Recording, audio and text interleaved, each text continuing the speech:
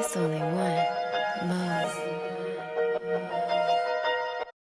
Nah, you have to stand up a little better. If you don't have something nice to say, just don't say anything at all, but you got to represent our people better. Yeah. All that being said, I'm not going to justify him doing time, but he has to take accountability.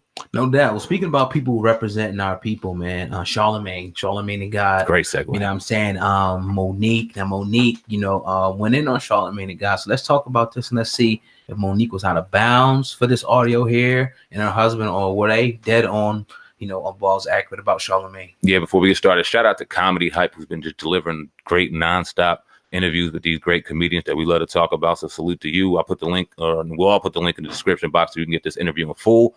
But like Oga said, let's hear Monique and her husband on Charlamagne the God. There's a big conversation now about mental illness in our community. Charlamagne the God, he's one of the people that try to advocate it constantly. I won't even accept that he is advocating for mental illness. Stop it, Leonard. Whichever camera is mine, Leonard. You're advocating for mental illness. He's big on that. That's his thing. Why that response to him on that? That response to him on that is because I've seen and heard the destruction that brother has done in our community. I've heard the poison that he's poured out over that air in our community. Now, everyone's allowed to change. Let me say that. Everyone can wake up and say, you know what, I now see it differently. But I think that the only way we make change in our community is at first acknowledge we were part of the damage. So I say Leonard and we laugh, but in all seriousness, I think that brother played a big part in the destruction of our community.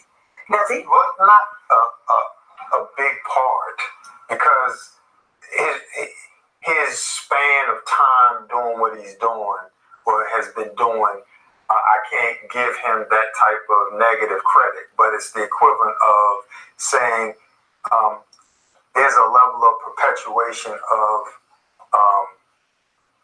fame and a lack of empathy that I've seen him indulge in. When I watched, obviously Monique's interview with him, now he's speaking in reference to women's rights and things of that nature, where no one would question any of the kings of comedy.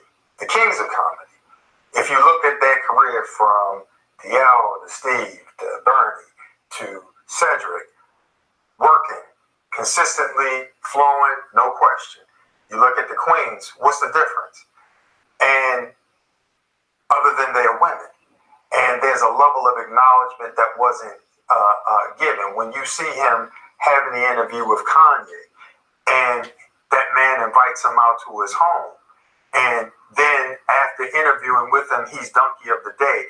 There's a lack of empathy that this man gives to the community. So if you're an advocate for it, then that means you remove donkey of the day and you understand that people make mistakes, or there's a level of consideration for people that I haven't seen him give, because it's more about ratings, it would appear. Somebody may have spoken to him and maybe he's opened his mind, his heart, and things of that nature, but there's a coarseness to his energy. There's a lack of connect to his people, and it's odd to me when I hear people and see him on CNN and they talking to him as if he's some authority. He hasn't had the tenure in this life to have the authority. All right, okay, I'm gonna stop it right there. What's your thoughts on that, man? I don't agree. I don't agree with a lot of it. Okay. What they say about Charlamagne. Now they can have their opinion and maybe they got a little more insight than I have, in the situation. But I think they're giving him a little bit too much power. For what I've heard, he says some, off the wall stuff sometimes and don't agree with everything that he says or his perspective. But I think that he's been a great voice, for us so far. And obviously it's a situation where they know him personally. They had a lot of different, and they're putting him on a pedestal.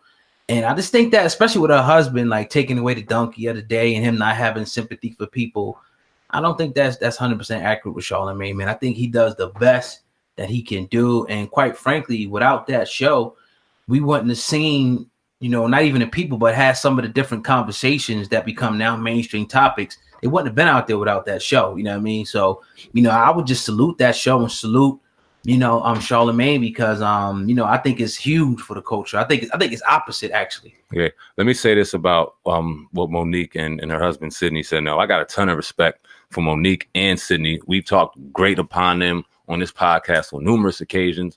We're on Monique's side when it was trying to get her money, was on Monique's side when she talked about Oprah.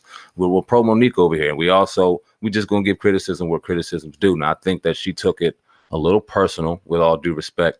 And I think that the breaking point in that was when it was her time to get her money with Netflix, the criticism that Charlamagne the God gave to her while she was trying to get her money. Now, I agree with her in having a little bit of feeling some kind of way about how he went at you, because you're a Black woman who's obviously had to go through hoops and hurdles to kind of pave her way and establish herself as a force in Hollywood. Why are you, a main stage in the multimedia, throwing shade on me while I'm trying to do so? That doesn't make sense. Facts. I don't like that. And that was all over their interview when she was calling him Leonard in there, and that energy was all off. And I think it stemmed off of that. I think that was the breaking point, because if he would have went on there and bigged her and saluted her, it would have been completely different. But one of the things that we love about Charlamagne, one of the things that people hate about Charlamagne, is he's always as honest as he's honest, but it's a little bit of criticism going there too. But I think he was honest, brutally honest, in his feeling that, hey, he don't think Monique should have got the money. Should it have been said? Maybe, maybe not. But I think that's where it stemmed from. I'm glad that Sydney kind of cut Monique off, because I think that she was going to allow her emotion to go somewhere even deeper with that, and broke it down. Even though, like you said, I don't even necessarily agree with all of that. Right. I think that he does, even though, and I think this just comes with maturity and old age, because we remember Charlamagne when we were getting on the bus from Power 99 and Wendy Williams. We remember him when he went, what was it, 100.3 The Beat, when he worked with them for a while. We've been real closely connected to Charlamagne, being from the area we are, and him working where he has been. So we've watched his growth. Even in Power 106, we've watched his growth, and he's became just a little more of a mature man. We see it. I don't think that it was fair for them to go that route. I think it was a little more personal. But I will say this. I think that Charlamagne, and I have to give criticism here, when it comes to the politics and a little bit of the mainstream things, I think he is doing a little bit of ratings, and I would love to talk to him a little more about certain things and certain viewpoints that he promotes on that mainstream media, because I do agree with them when they say that brother has power, and that's why they're mad at him, because they understand the power. As much power as they were about to give him, not necessarily, but power nonetheless, because he's on the airwaves, on the radio, and we know the power between that. Top radio show, probably the top show in the world. They get huge ratings, you know what I mean? So yeah, it's definitely, you know, a lot of weight. His voice holds a lot of weight. But see, with that position that he's in, and one reason why, you know, people love him so much and people hate him, because he's saying what people only think and won't say. He's always doing that. And when you do that, sometimes you're gonna offend people. Like, you offended a guy before. I'm sure I offended countless of people with certain things. You can't help it. It just happens. So maybe he shouldn't have said nothing. Maybe that was a mistake about the Monique, but he was just honestly speaking his opinion. Just like we might speak about somebody and say something like, man, forget this dude. We think he talk, you know, so it just comes with the territory. You can't please everybody. Let me ask you this. Because in one of the segments in Monique, and that wasn't in that soundbite, but she said in regards to one of the people that did her wrong, I think it was Whoopi Goldberg. I forgot who. No, Oprah. Oprah owed her an apology. Do you think anybody out here owes anybody an apology? Do you think that term "owe you an apology" is wrong? No, I mean, you know, I mean, sometimes you probably could. I mean, whether it be in public or private, but I wouldn't say that. I mean, what was it from? I don't necessarily. I don't remember. It probably was support.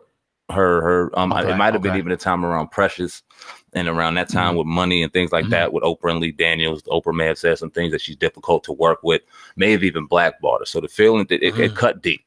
It cut deep. So in that regard, I think Monique was saying, yeah, you owe me an apology. Right. You blackballed me. She never ended up getting the money from Netflix. They said she wanted Monique. She never got, she I mean, you remember the Monique show. You remember the Queens of Comedy. At one time, Monique was hot. Yeah. And then all of a sudden, she fell off and never really could get back on.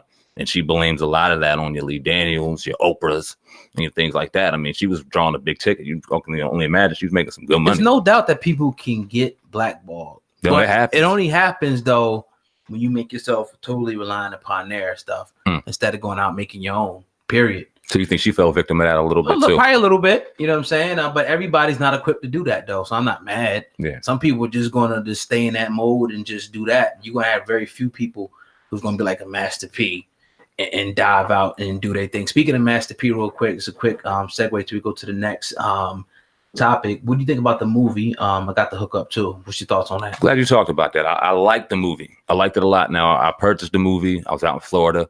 I got to watch the movie. It reminded me of those old 90s comedies and just to make you laugh. Right. No real direction, but just make you laugh kind of storyline. It was funny as hell. Broke the record for storylines. I love the fact I let my son watch it on the airplane on the way home, and he was just telling me all the little the actors and the comedians. It's only one.